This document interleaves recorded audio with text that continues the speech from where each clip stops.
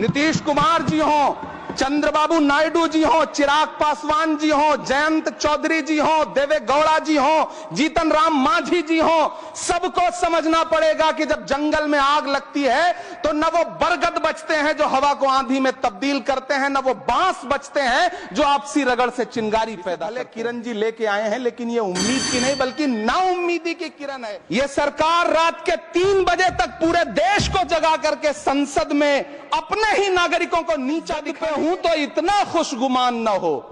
चिराग सबके बुझेंगे, हवा किसी की नहीं। धन्यवाद सभापति महोदय।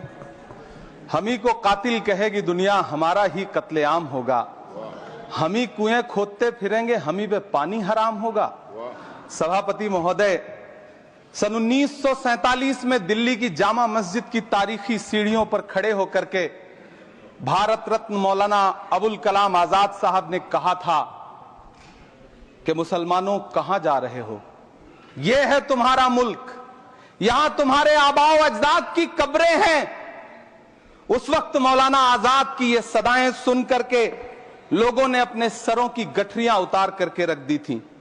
आज उसी दिल्ली में मौजूद देश की संसद में एक बिल आया है जो हमसे उसी जामा मस्जिद की सीढ़ियों के सबूत मांगेगा, जो उन्हीं सीढ़ियों के पास अपनी कब्र में सोए हुए मौलाना आजाद को फिर से कब्र से सदा देनी पड़ेगी कि ये जो कब्र है वो मेरी कब्र है, ये किसी सरकार की जागीर नहीं है।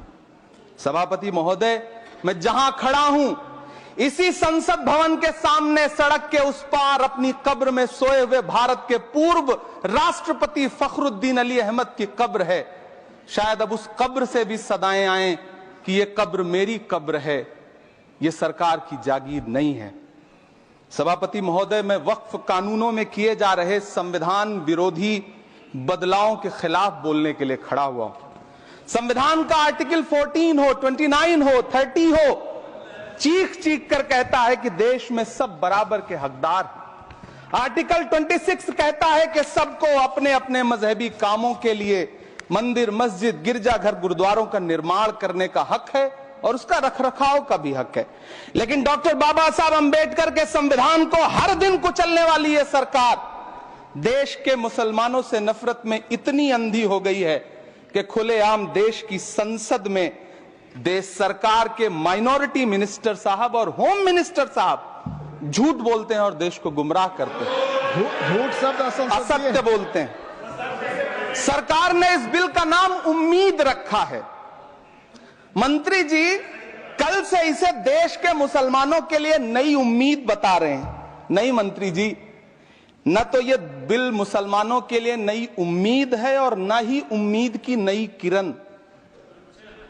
सभापति महोदय, भाजपा ने पूरे देश में वक्फ के नाम पर कई सारे झूठ फैलाए हैं। आइए आज उनकी सच्चाई पर बात करते हैं। वक्फ ट्रिब्यूनल को ऐसे बताया जाता है जैसे वक्फ ट्रिब्यूनल कोई मजहबी खाप पंचायत हो। सभापति महोदय, जबकि सच्चाई यह है कि वक्फ ट्रिब्यूनल भी तो सरकारी न्यायिक विभाग है जिसमें सरकार द्वारा नियुक्त जज होते हैं, जिसमें प्रशासनिक अधिकारी होते हैं, कहीं ऊपर से थोड़ी आ गए। सभापति महोदय, देश के गृह मंत्री जी ने इसी सदन में कहा कि वक्फ ट्रिब्यूनल के फैसले के खिलाफ कोई कोर्ट नहीं जा सकता, जबकि सच यह है कि वक्फ एक्ट 1995 की धारा 83(9) के तहत हाई कोर्ट वक्फ ट्रिब्यूनल के फैसले की न सिर्फ समीक्षा कर सकता है बल्कि उसे बदल भी सकता है। सच तो यह है कि वक्फ बोर्ड खुद अपनी जमीनों के लिए कई सारी कोर्ट में मुकदमे लड़ रहा है। सभापति महोदय, दिल्ली की जिन 123 संपत्तियों को लेकर कल माइनॉरिटी मिनिस्टर, होम मिनिस्टर साहब और अभी आदरणीय नेता सदन बात कर रहे थे, आइए उनकी सच्चाइयों पे भी बात करते हैं। 1911 में जब अंग्रेजी हुकूमत ने कोलकाता के बजाय दिल्ली को राजधानी बनाने का फैसला किया तो रायसीना हिल्स के चारों तरफ जो मुसलमानों की ढेर सारी जमीनें थी उनको एक्वायर किया गया और लुटियन को इसकी तामीर की जिम्मेदारी सौंपी गई। सेंट्रल विस्टा की तरह लुटियन जोन का मेगा प्लान तैयार हुआ, लेकिन उस वक्त के मुसलमानों ने उस वक्त की अंग्रेजी हुकूमत से अपनी इबादत गाहों को बचाने के लिए लड़ाई लड़ी। मामला ब्रिटिश गवर्नमेंट तक पहुंचा तब यह तय हुआ कि वो जो धार्मिक स्थल हैं उन्हें जस का तस रहने दिया जाएगा। इंडिया गेट के बगल वाली मस्जिद हो, जाप्तागंज, सुनहरी बाग मस्जिद हो, पार्लियामेंट रोड वाली मस्जिद हो, ऐसी 123 संपत्तियों के मैनेजमेंट के लिए 1913 में मुसलमान वक्फ वैलिडेशन एक्ट बना और उसके बाद एक नया शहर बसाया गया जिसे लुटियंस जोन का नाम दिया गया। फिर 1943-45 के बीच एक और समझौता हुआ आजादी से पहले, उसके तहत काफी सारी वक्फ जायदादों को सुन्नी मजलिस औकाफ बनाकर उसके अंडर किया गया ताकि उसकी देखरेख की जा सके। गृह मंत्री जी 2 दिन से सदन में जो बात कह रहे हैं वो दरअसल 123 संपत्तियां उसी सुन्नी मजलिस औकाफ के तहत आती। सभापति महोदय, आजाद भारत आजाद हुआ। आजादी के बाद भारत में 1954 में वक्फ एक्ट लागू हुआ, जिसकी धारा 9 के तहत 1964 में केंद्रीय वक्फ काउंसिल का गठन हुआ। दिल्ली की वही 123 प्रॉपर्टीज को 1970 में सर्वे गजट करके गजट नोटिफाई किया गया। इसके निपटारे के लिए पूर्व प्रधानमंत्री इंदिरा जी के द्वारा 1974 में एक बर्नी कमेटी बनाई गई। बर्नी कमेटी ने 1976 में इन 123 संपत्तियों को दिल्ली वक्फ बोर्ड की संपत्ति होने की रिपोर्ट सौंपी। उस रिपोर्ट के आधार पर 1984 में कांग्रेस सरकार ने उन 123 प्रॉपर्टीज को दिल्ली वक्फ बोर्ड को सौंपने का फैसला किया, जिसके खिलाफ विश्व हिंदू परिषद कोर्ट गई। मामला 2011 तक पेंडिंग रहा।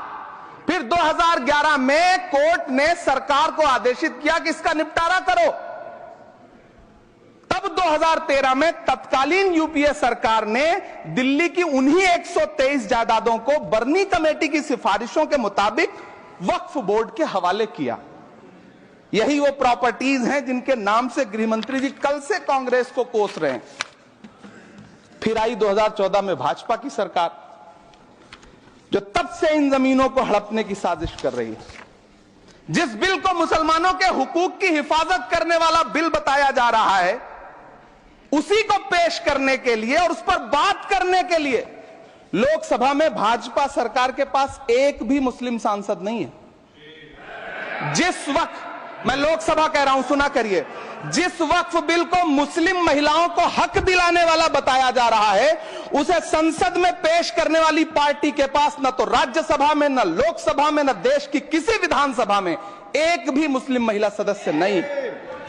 कल किरण रिजिजू जी कह रहे थे कि रेलवे की जमीनें देश की जमीनें हैं, डिफेंस की जमीनें देश की जमीनें हैं। हां मंत्री जी, हैं, बिल्कुल हैं। ये जो वक्फ की जमीनें हैं, ये हमारे पुरखों ने धार्मिक कामों के लिए डोनेट किया है, तो हम भी तो इसी देश के नागरिक हैं, हम भी तो इसी देश के बेटे हैं, तो वक्फ की जमीनें भी तो इसी देश की जमीनें हैं। उनको पराया क्यों बोलते हैं आप? सभापति महोदय, अशफाकुल्लाह खान जब फैजाबाद की जेल में फांसी के फंदे पर झूल रहे थे, तो इसी देश की जमीन के लिए झूल रहे थे ना। सभापति महोदय, अंडमान की जेल में काला पानी की सजा काटकर अपनी जान देने वाले मौलाना फजले हक खैराबादी हो या शेर खान अफरीदी हो, वो भी तो इसी जमीन के लिए अपनी जान दे रहे थे ना। सभापति महोदय, पाकिस्तान के खिलाफ लड़ते हुए अपनी जान देने वाले महावीर चक्र विजेता ब्रिगेडियर उस्मान हो या पाकिस्तान के पैटर्न टैंक उड़ाने वाला परमवीर चक्र विजेता वीर अब्दुल हमीद हो, वो भी तो इसी जमीन के लिए अपनी जान दे रहा था ना। और मंत्री जी, मैं इस सदन में अलल ऐलान ये कहता हूं कि जब भी इस देश की जमीन को लहू की जरूरत होगी, आपसे 2 कदम आगे इमरान खड़ा मिलेगा, ये मैं आपसे यकीन दिलाते हुए कह रहा हूं। सभापति महोदय, मैं सरकार से कहना चाहता हूं, हमसे हमारी इबादत गाहें तो मत छीनिए ना, हमारे घरों पे बुलडोजर तो मत चलाइए ना, हमारी कब्रों में तो हमें सुकून से सोने दीजिए ना। सभापति महोदय, माइनॉरिटी मिनिस्ट्री का बजट कट करके, मुस्लिम बच्चों की स्कॉलरशिप बंद करके अब सरकार कह रही है कि हम वक्फ की आमदनी से गरीब मुसलमानों का भला करेंगे। गुजरात की बेटी बिल्किस के बलात्कारियों की रिहाई के बाद उन्हें माला पहनाने वाली लोगों के नेता ये कह रहे हैं कि यह बिल मुस्लिम महिलाओं को उनका हक दिलाएगा। धन्यवाद मोदी जी, क्या बढ़िया सौगातें मोदी दे रहे हैं आप। पहले हमें गुजराते मोदी दिया, अब सौगाते मोदी दे रहे हैं।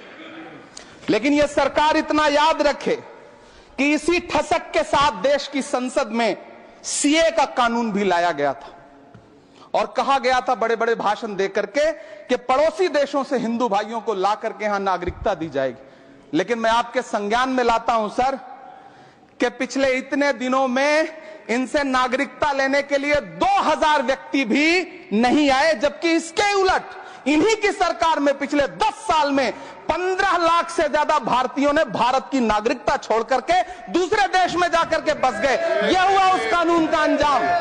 सभापति महोदय, इसी तरह की जिद के साथ किसानों के खिलाफ भी कानून लाए गए थे। जिस तरह आज वक्फ के फायदे गिनाए जा रहे हैं, उसी तरह से किसानों को भी कृषि कानूनों के फायदे गिनाए गए थे। लेकिन अंजाम क्या हुआ? 700 किसानों की शहादत लेने के बाद सरकार को अन्नदाता किसानों के सामने घुटने टेकने पड़े और कृषि कानून वापस लेने पड़े। जिल्ले इलाही, जमहूरियत जो है वो नफरत और ठसक से नहीं चलती है, अकड़ से नहीं चलती है, उसमें सबकी हिस्सेदारी जरूरी है। कल देश के माइनॉरिटी मिनिस्टर ने लोकसभा में खड़े होकर एक शेर सुनाया था कि मुझसे कोई बदगुमान न हो, तो मैं उन्हें एक शेर सुनाना चाहता हूं कि मैं आज जद पे हूं तो इतना खुशगुमान न हो, मैं आज जद पे हूं तो इतना खुशगुमान न हो, चराग सबके बुझेंगे हवा किसी की नहीं। नीतीश कुमार जी हो, चंद्रबाबू नायडू जी हो, चिराग पासवान जी हो, जयंत चौधरी जी हो, देवे गौड़ा जी हो, जीतन राम मांझी जी हो, सबको समझना पड़ेगा कि जब जंगल में आग लगती है तो न वो बरगद बचते हैं जो हवा को आंधी में तब्दील करते हैं, न वो बांस बचते हैं जो आपसी रगड़ से चिंगारी पैदा करते हैं। सभापति महोदय, जब देश को मनमोहन सिंह साहब जैसा काबिल प्रधानमंत्री मिलता है तो देश को आरटीआई जैसा एक्ट मिलता है, सेज जैसा एक्ट मिलता है, मनरेगा जैसा एक्ट मिलता है, लिबरलाइजेशन मिलता है, राइट टू एजुकेशन मिलता है, नेशनल फूड सिक्योरिटी एक्ट मिलता है। लेकिन जब देश को सौगातें मोदी मिलती है तो क्या मिलता है? सीए मिलता है, फॉर्म्स लॉ मिलता है, आर्टिकल 370 मिलता है, इलेक्टोरल बॉन्ड जैसा एक्ट मिलता है और वक्फ अमेंडमेंट एक्ट जैसे बिल देश को मिलते हैं। मुझे तो अपने हमवतन भाइयों से पूछना है कि आपको अपने बच्चों की तरक्की, खुशहाली और नौकरी की दरकार है या फिर मुसलमानों की दान की गई जमीनों को लूटकर धन्ना सेठों को देने की साजिश करने वाले कानून की? सभापति महोदय, यह सरकार रात के 3 बजे तक पूरे देश को जगा करके संसद में अपने ही नागरिकों को नीचा दिखाने के लिए वक्फ बिल ला रही थी, तो उधर रात के 1:30 बजे अमेरिका हम पर 26% टैरिफ लगा रहा था। सरकार की प्राथमिकताएं देश को पता। सभापति महोदय, मैं बहुत भावुक हूं आज और मुझे अच्छा लगा कि आदरणीय नेता सदन जगत प्रकाश नड्डा जी ने बहुत अच्छी बातें भी की, मन से बातें की। क्योंकि उनके नाम में प्रकाश जुड़ा है तो मैं उनमें हमेशा एक रोशनी की किरण देखता हूं। मैं उनके सामने बहुत अदब से यह बात कहना चाहता हूं कि चरागों के सफर में दबदबा हो आंधियों का तो फिर अंजाम जुल्मत के सिवा कुछ भी नहीं होगा। यह दुनिया नफरतों के आखिरी स्टेज पर है, इलाज इसका मोहब्बत के सिवा कुछ भी नहीं होगा। मैं भावुक हूं, मेरी पलकें गीली हैं।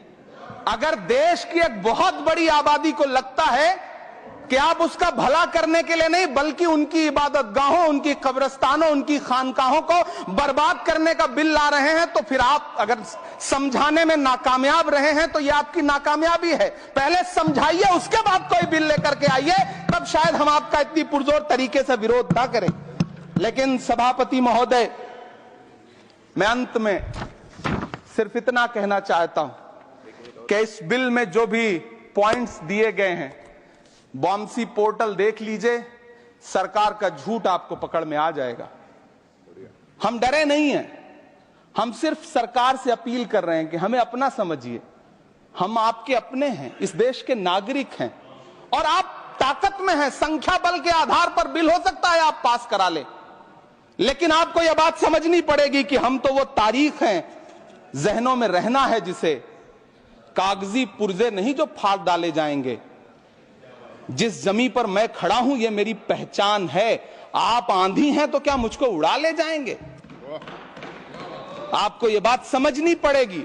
आपको अगर इतना विपक्ष की तरफ से पहले जेपीसी में इतने सारे पॉइंट्स आए और उसके बाद कल से लोकसभा में और राज्यसभा में सुझाव आप सुनने को तैयार नहीं है, लोगों की शंका को दूर करने के बारे में आप बिल्कुल सोच नहीं रहे, बस आप कह रहे हैं यह बिल उम्मीद की नई किरण है। नहीं साहब, इसे भले किरण जी लेके आए हैं, लेकिन ये उम्मीद की नहीं बल्कि नाउम्मीदी की किरण है। और इस देश की एक बहुत बड़ी आबादी इस बात से खदशे में है, शक में है कि आप सीधे उनकी जमीनों को लूट करके धन्ना सेठों को बेचना चाहते हैं। मेरी अब भी आपसे अपील है कि इस बिल को वापस लीजिए। यह बिल कहीं से आपके अपने नागरिकों के लिए अच्छा नहीं है। यह बिल सिर्फ इस देश के मुसलमानों को नीचा दिखाने का और अपने एक ऐसे मतदाता वर्ग को खुश करने का बिल है जिनको इस बिल के पास हो जाने से कुछ मिलेगा भी नहीं।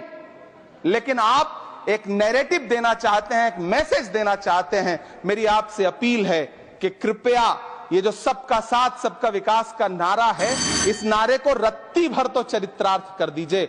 बहुत बहुत धन्यवाद।